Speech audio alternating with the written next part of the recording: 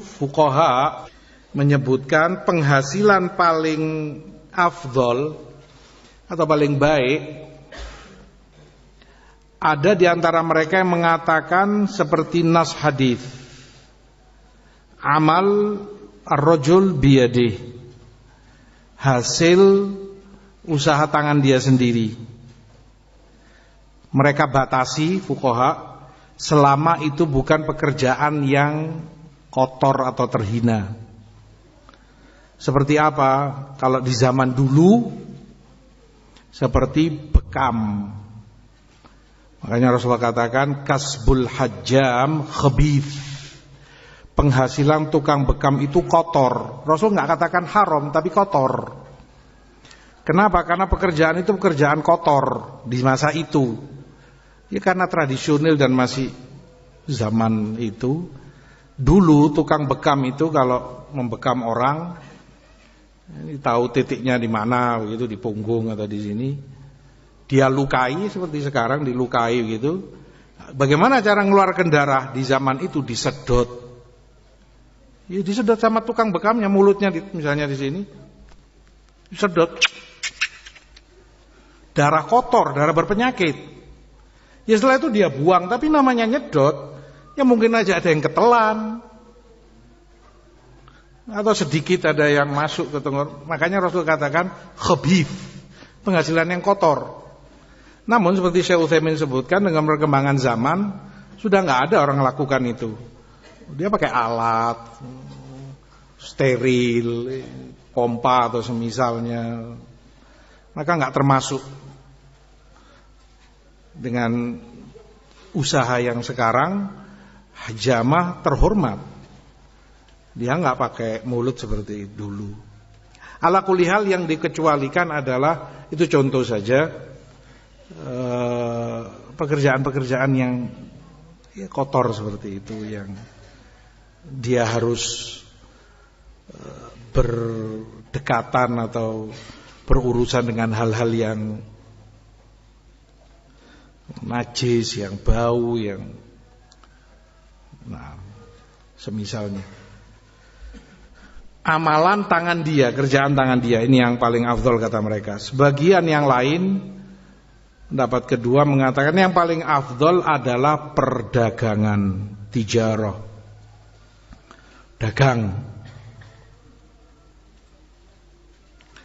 Mereka sebutkan, ya satu karena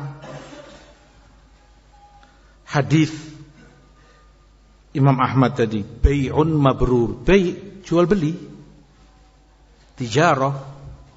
Kamu buka toko atau jual ini, jual itu, bai'un mabrur. Itu termasuk penghasilan yang terbaik, terafdal. Ditambah lagi itu yang dicontohkan atau dilakukan oleh Rasul sendiri sallallahu alaihi wasallam, berdagang. Bahkan sebelum dinobatkan jadi nabi, beliau juga berdagang, menjalankan perdagangan Khadijah radhiyallahu anha. Maka itu menguatkan penghasilan yang terbaik. Ditambah lagi takrir atau ya Rasulullah SAW tahu itu, bahwa itu dilakukan oleh banyak sahabatnya. Yutajirun. Oh, mereka berdagang. Ini masing-masing dagang ini, dagang itu. Itu penghasilan yang terbaik. Dalam hadis Abu Sa'id disebutkan at-tajirul amin as-sadiq ma'an nabiyyin was-siddiqin wasyuhada. Pedagang yang amanat, yang jujur, dia bersama para nabi, para siddiq dan para syuhada. Perdagangan. Pendapat ketiga menyebutkan penghasilan yang terafdal, yang paling baik, min atyabiha adalah ziraah, pertanian, cocok tanam, kebun sayur, buah-buahan, padi dan yang semisalnya.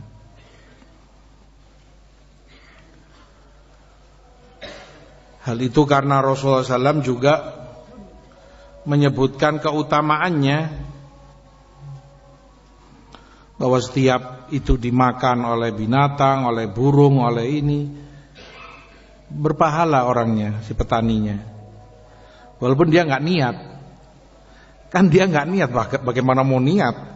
Bahkan dihalangi supaya nggak kena hama burung, ditutupi jaring atau semisalnya. Tapi seandainya bisa terambil oleh burung atau yang semisalnya, pahala bagi dia. Menunjukkan keutamaan bercocok tanam atau bertani. Penghasilannya dari situ, termasuk penghasilan yang terbaik dan terafdol. Ada juga yang menyatakan penghasilan yang dipuji oleh Allah, dipuji oleh Rasul SAW, dan itu yang dipilih. Allah pilihkan untuk Rasulnya, Khatamun Nabiyyin, penutup para nabi alaihi salatu wassalam, di mana Rasulullah katakan, bu'ithtu bis-sayf baina yaday sa'ah. Sebelum kiamat aku diutus oleh Allah dengan membawa pedang. Ini perang, jihad fisabilillah. Al-hadits, kemudian Rasulullah katakan, wa ju'ila rizki fi dhilli rumhi. Dan Allah jadikan rizkiku, penghasilan, di bawah naungan tombakku. Artinya dari ghanimah, dari fai, semua itu ada di peperangan. Kalau ghanimah setelah perang, diambil semua harta milik musuh. Fai tanpa peperangan, musuhnya lari ninggalkan desanya, ya sudah diambili tanpa perang. Fai. Ju'ala yang ditentukan oleh Amirul Jaish, komandannya. Misalnya komandan bilang begini, yang berani maju ke sana bisa menjatuhkan lawannya, musuh, maka bagi dia semua yang ada pada si musuh itu.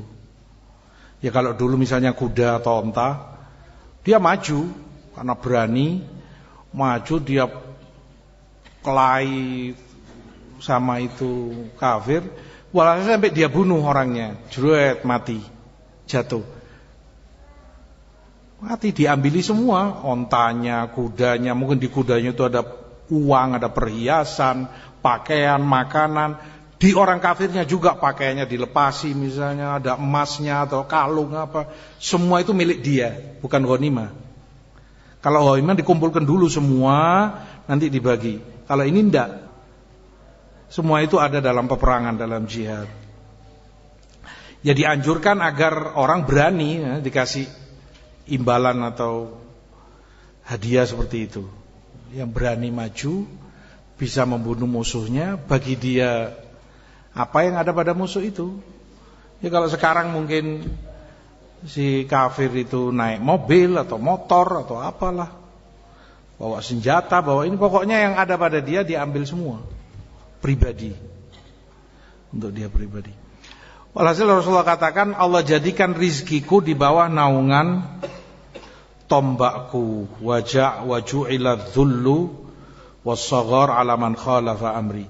Dan dijadikan kehinaan, kerendahan bagi orang yang menyalahi ajaranku sallallahu alaihi wasallam. Itu disebutkan terbaik, ya karena dia dapati dengan ibadah jihad fisabilillah, yang dengan itu memuliakan agama Allah, dengan itu menghancurkan musuh-musuh Allah, kufar, musyrikin. Makanya itu penghasilan yang terbaik. Di riwayat disebutkan, atyabu kasbil muslim sahmuhu fi sabilillah.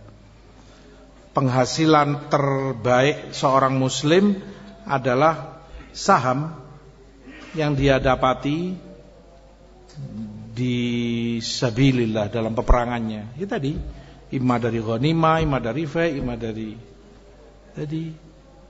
Itu penghasilan terbaik dia. Ala kulli hal itu beberapa nusus yang syariat anjurkan. Intinya syariat Allah dan Rasul sangat mendorong dan menganjurkan orang muslim untuk bekerja. Syughul, tijarah, bai' mabrur, kasbu yadih. Jangan nganggur tanganmu ini. Kerja. Ya apapun yang kamu bisa, orang beda-beda. Yang jelas itu halal, mubah, kerja. Daud nabi kurang apa, dan beliau raja. Tapi enggak mau makan dari kerajaannya, dari tangannya. Beliau kerja bikin pandai besi, bikin baju perang, baju besi ini itu dijual. Dari situ beliau nafkahi diri dan keluarganya. Alaihi salatu wassalam. Maka bekerjalah. Cari nafkah sendiri dari